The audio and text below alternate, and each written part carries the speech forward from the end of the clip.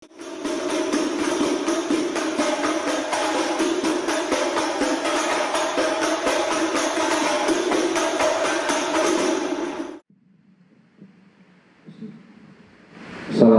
warahmatullahi wabarakatuh. Bab tentang pengetahuan dan sarana beramal.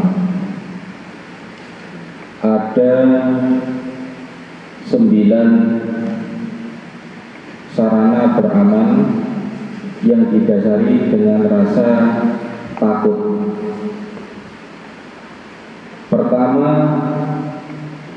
ia takut berdoa dan tunduk pada Allah Subhanahu wa taala, tidak mengenyahkannya.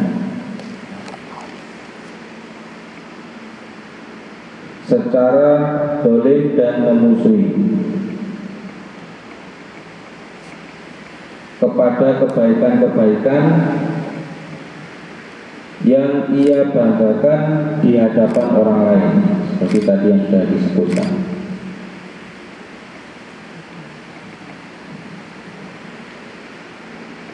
Yang kedua, ia takut untuk mengkufuri nikmat dan dikalahkan oleh arogansi sehingga tak sempat mensyukurinya. Yang ketiga, ia takut akan secara berangsur-angsur menyalahgunakan nikmat-nikmat yang diterimanya.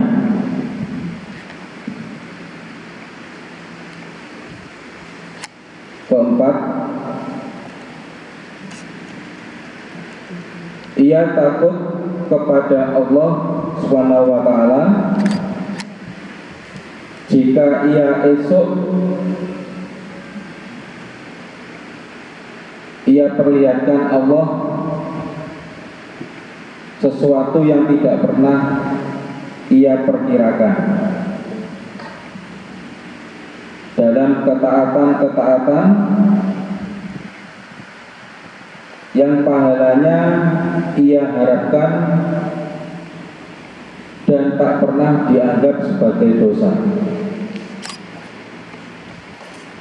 Kelima,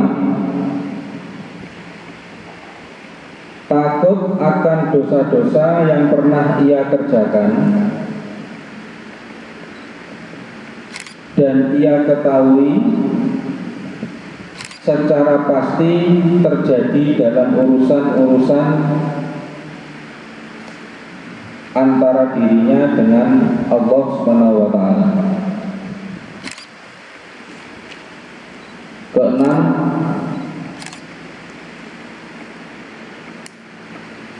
takut terhadap konsekuensi dan tanggung jawab manusia pada dirinya. Ketujuh,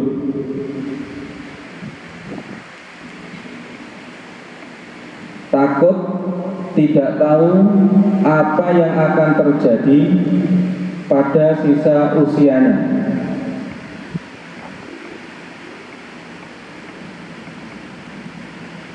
Delapan, takut terhadap siksaan dunia dan keterlambatan mengantisipasinya.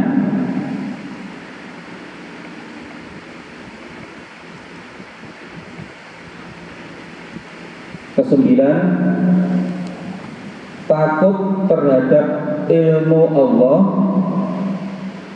tentang dirinya dan tentang salah satu dari 2 alam di mana namanya ditetapkan dalam Al-Kitab.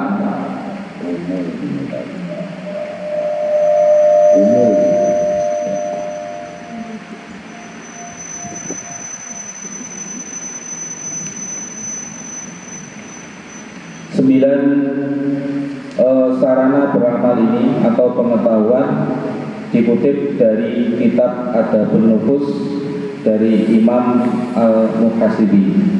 Mohon penjelasan kenapa ini sebagai sarana sebelum beramal. Kesembilan takut ini adalah yang diprioritaskan.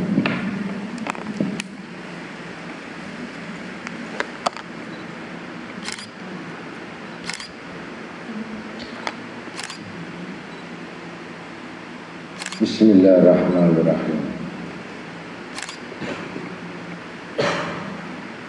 Ilmu yang sudah jelas, yang paling takut dalam satu ayat, innama yasha'u min ibadil ulama, sesungguhnya tidak ada yang paling takut kecuali orang-orang yang disebut ulama. Jadi masalah takut ini adalah yang pertama kali adalah alim rabbani. Ulama yang takut kepada Allah ini disebut alim yang mengenal Tuhan.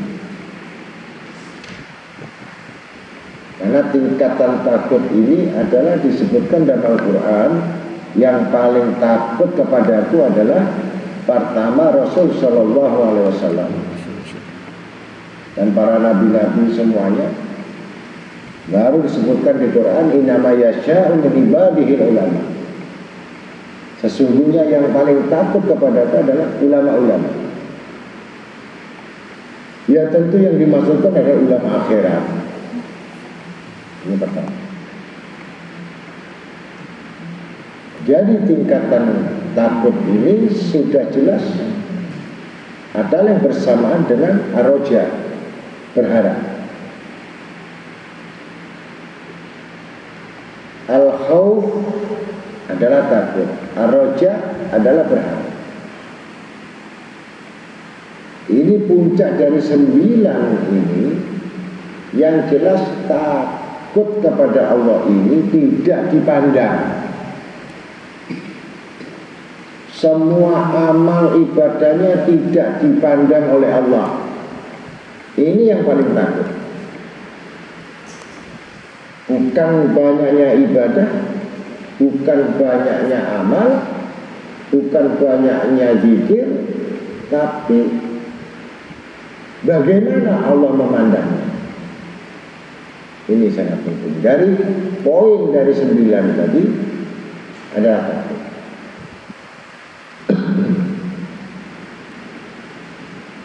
Yang jelas orang yang takut ini kami terangkan dengan perinci, sebagian orang awam bisa menjalankan. Tanda-tanda untuk melatih takut kepada Allah yaitu dengan media zikrullah.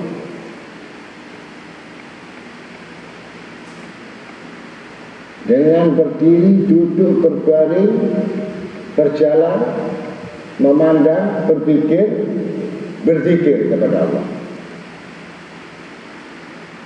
Ini awal untuk menumbuhkan takut. Bukan kamu waktu sholat, bukan waktu kamu sesudah sholat. Itu suatu kewajiban yang disunahkan. Tetapi untuk menumbuhkan rasa takut keluar dari permukaan ibadah, keluar daripada segala bentuk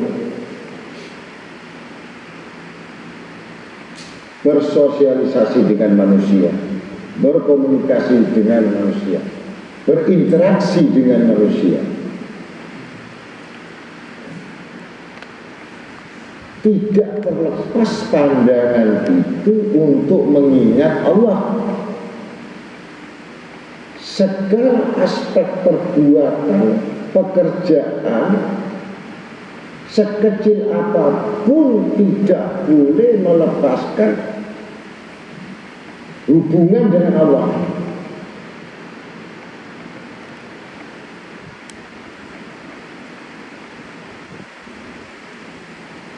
Apalagi kita sudah dikurangi tidur 8 jam, istirahat 2 jam, ya, bermain 1 jam, bekerja 1 jam. Yang banyak kelalaian-kelalaian ini tidak akan membuahkan takut.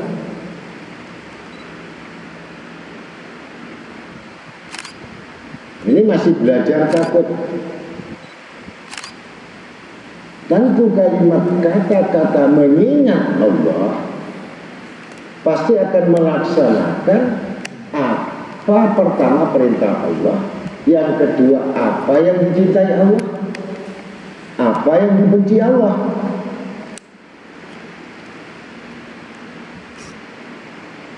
Kalau dia tidak tahu apa yang dibenci Allah, apa yang dicintai Allah, apa yang disukai Allah, niscaya ini bukan termasuk orang yang mengingat Allah.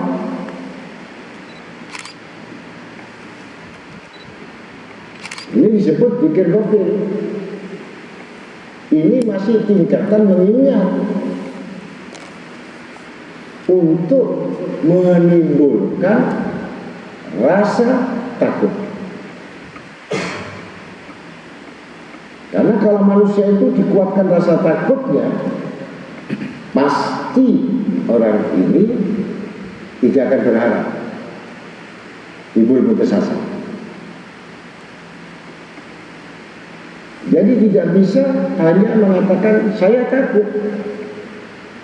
Yang dimaksudkan takut di dalam kitab ini bukan takut yang dimaksudkan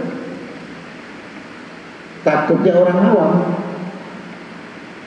Takut semua amal dilupakan Allah. Karena dia beramal lupa Allah, Allah melupakannya.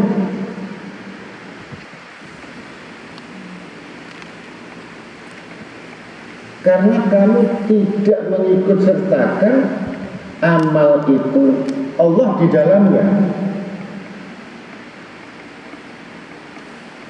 Al-Quran tidak di dalamnya, hadis tidak di dalamnya. Inilah orang yang beramal kosong. Dia harus masukkan unsur-unsur beramal itu. Pertama, takut tidak diterima.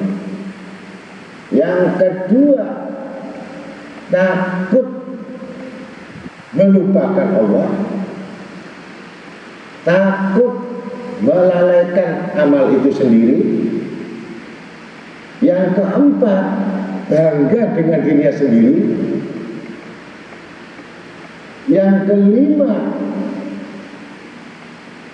tidak mengetahui apa yang dimiliki, apa yang dilaksanakan itu amanat dan titipan Allah.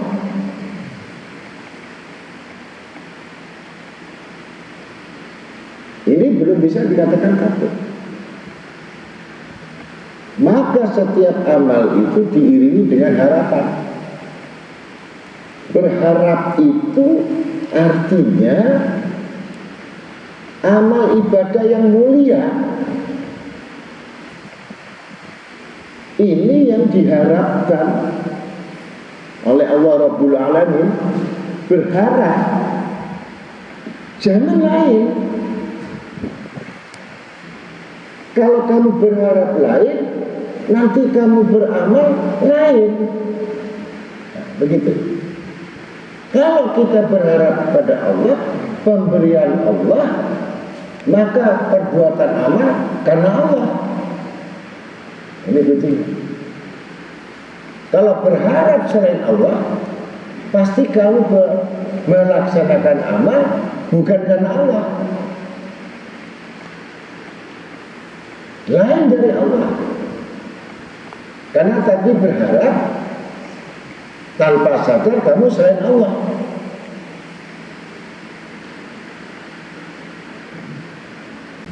Apalagi tingkatan yang namanya takut tadi, yasya itu.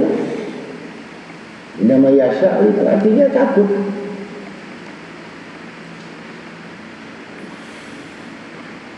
Kenapa alim ini takut? Takut yang mana? Takut hatinya cinta dunia. Ini. Takut hatinya berpaling dari Allah. Takut melampaui daripada Allah.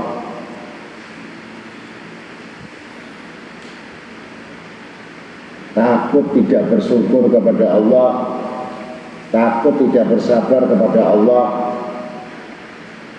Takut ya tidak menerima qada-qadarnya Allah.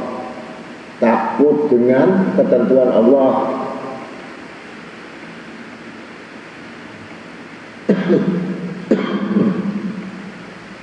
Ini yang ditakutkan, bukan yang dimaksudkan manusia pada umumnya.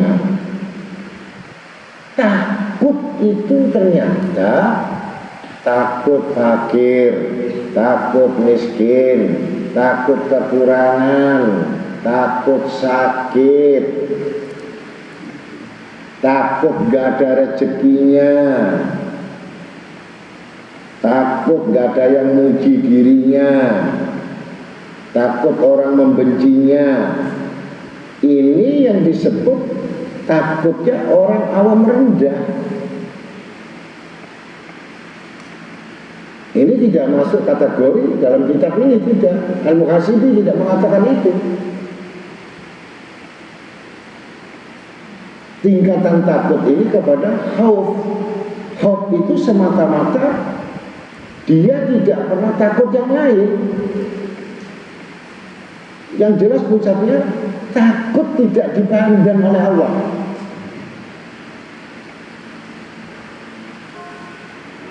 Seburuk-buruk ibadah yang mana ibadah itu Allah tidak memandang.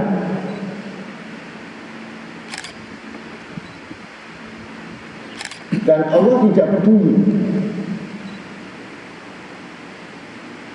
Satu contoh gak usah jauh-jauh yang bagaimanapun. Sedekahnya orang kafir, bagaimanapun banyak dan besarnya, tidak dipandang oleh Allah. Sebaik-baiknya akhlaknya, sebaik-baik apa yang dilakukan, tidak pernah ada nilainya di sisi Allah. Ini salah satu tidak dipandang.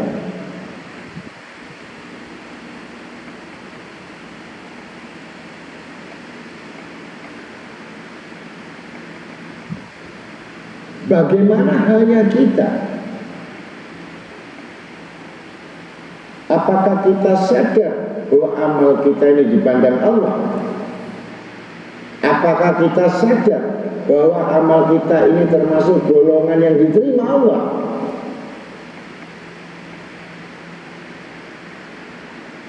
Apakah kamu merasa puas dengan kebaikan yang kamu lakukan yang dibandingkan nikmatnya?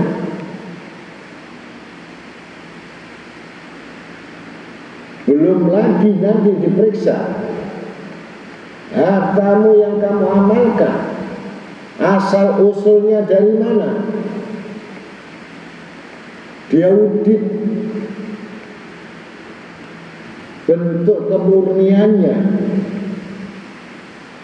kehalalannya, kesuciannya, keikhlasannya. Ini banyak sekali audit-audit. Ini yang puncak dari amal agar diterima.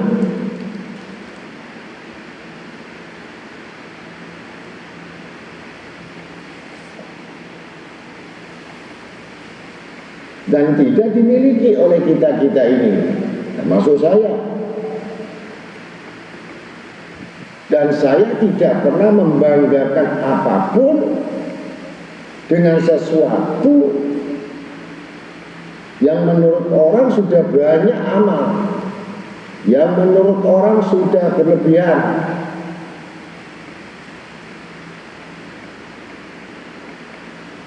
Karena kita tidak tahu rahasia Allah sejauh mana.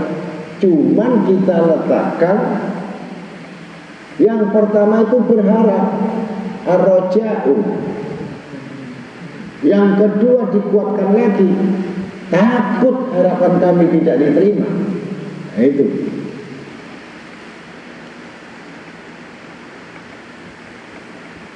Maka kami tidak akan berhenti-hentinya untuk memupuk semua dari sekian banyak yang kita beramal, dari segala macam yang kita mampu, yang kita bisa, yang kita lakukan. Salah satu amal kita diterima, alhamdulillah. Tapi kita berharap kalau semuanya diterima. Tapi sebagian kecil diterima, itu sudah terhapus dosa-dosamu. Selesai. Bukan menghitung berapa banyak kami beramal, berapa banyak kami mengeluarkan, berapa banyak kami berikan. Tidak. Kalau dibandingkan pemberian Tuhan kepada kita, ini yang kita takutkan, dinamakan khauf.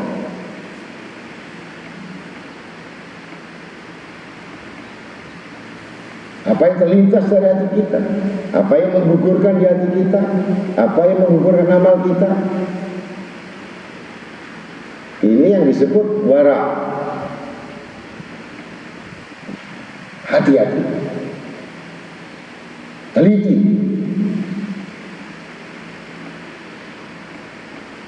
Begitu. Kalau kita hubungkan dengan Imam Ahmad bin Hanbal, guru dari Imam Syafi'i. Bahkan Imam Syafi'i, gurunya Imam Syafi'i, bertawasul kepada Imam Syafi'i. Bagaimana seorang guru bertawasul kepada murid?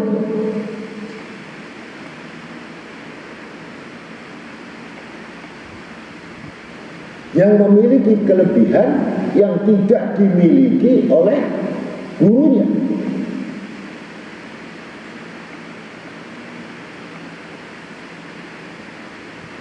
Bahkan bangga gurunya kepada Imam Syafi'i. Kalau kita kembalikan kepada khauf, ini karena kedudukan manusia itu mulia, kedudukan ditempatkan yang paling tinggi karena takutnya kepada Allah.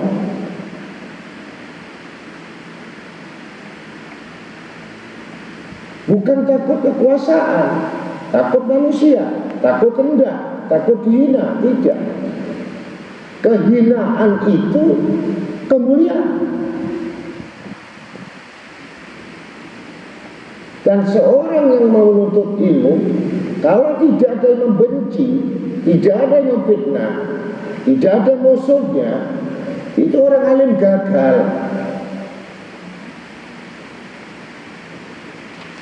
Tanda-tanda wali itu gampang. Semakin difitnah, semakin dia dikuasai dengan segala macam kehinaannya. Tapi semakin tinggi saja pangkatnya, itu tanda-tanda wali. Kalau difitnah nggak punya teman, itu tanda-tandanya rendahnya manusia.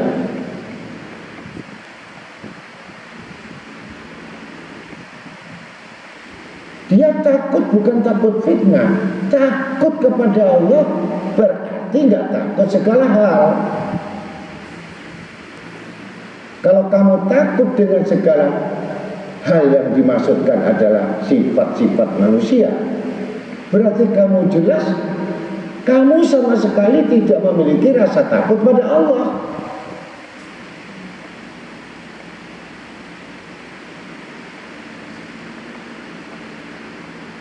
Jadi takutkanlah diri kita ini ibadah pada Allah, bukan kepada makhluk. Tidak ada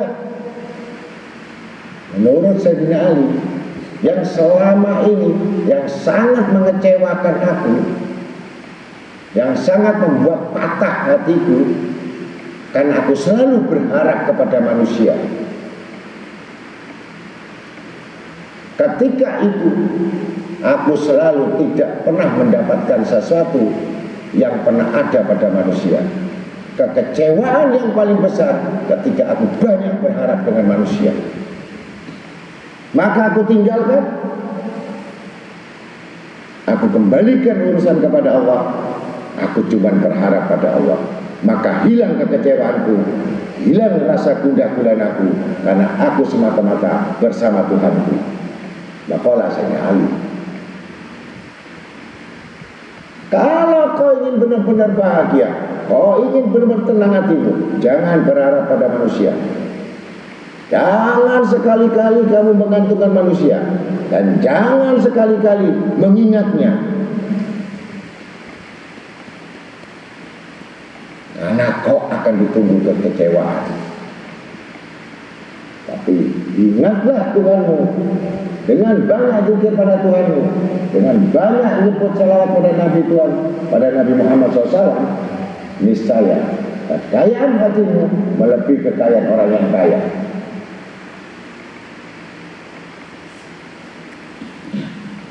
Ini orang yang takut. Jadi semua ada yang mengalami. Sayyidina Ali Darwajah, Sayyidina Umar bin Khattab. Bukankah itu tokoh-tokoh yang sudah merasakan bagaimana sakitnya mengharapkan manusia? Begitu diharap pekerjaan, gagal. Begitu diharapkan sesuatu, gak pernah sampai.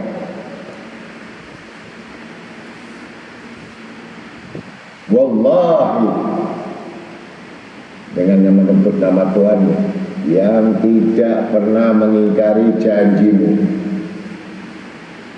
berharaplah pada Allah, tinggalkan harapan pada manusia, niscaya Allah akan mencintaimu. Ini Imam Syafi'i. Jadi kita berkunjung kepada Sayyidina Ahmad bin Hanbal. Maka terkejut syekhnya, gurunya melihat kedatangannya. Ini riwayat. Makan bersama, dan tidak seperti halnya orang-orang yang zuhud, makan lahap, makan banyak, bahkan dibersihkan sampai sisanya dengan air yang di mangkok itu, minumnya tidak ada sisa satu biji pun nasi, seperti orang yang ratus makan. Pada sisa-sisa yang terakhir, itulah berkahnya yang akhir itu. Kalau kamu sisakan yang terakhir itu, maka ketinggalan sisa berkah itu. Melihat putrinya yang demikian, putrinya Syekh Ahmad bin Hanbal, dilihat terus gerak-geriknya. Apa betul Imam Syafi'i ini samsik min ilman, mataharinya ilmu? Sampai disebut mataharinya ilmu Imam Syafi'i. Kemudian sudah selesai, maka periksalah malam hari, izin putrinya untuk ngintip sama Imam Syafi'i. Biasanya Imam Syafi'i kalau orang alim wali itu sholatnya 1000 rakaat, tidak tidur malam. Maka ternyata diintip di bilik itu, Imam Syafi'i mendengkur, tidak bangun malam. Dan Imam Syafi'i mengatakan, aku istirahat dulu. Karena tidak tidur itu karena takut hubungan dengan Allah 1 detik putus. Jangan 1 menit, 1 detik putus, ruginya berapa kalimat. Ini takutnya.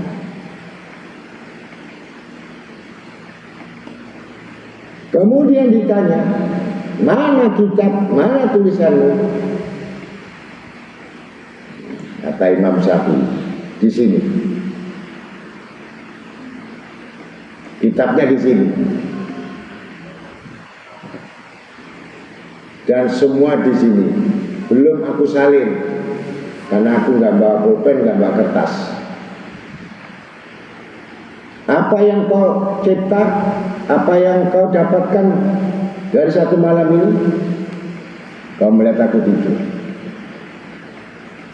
Wahai putri saya amat, mataku tidur, hatiku tidak tidur. Hatiku selalu meminta, berharap, memohon ilham agar jawaban itu ada. Karena yang milik ilmu Allah. Aku tadi malam itu hanya menyelesaikan 1 ayat yang menjadi 70 mushaf, 70 folio, 70 lembar. Bukan untukku, untuk umat. Kami sama sekali tidak pernah memikirkan kami.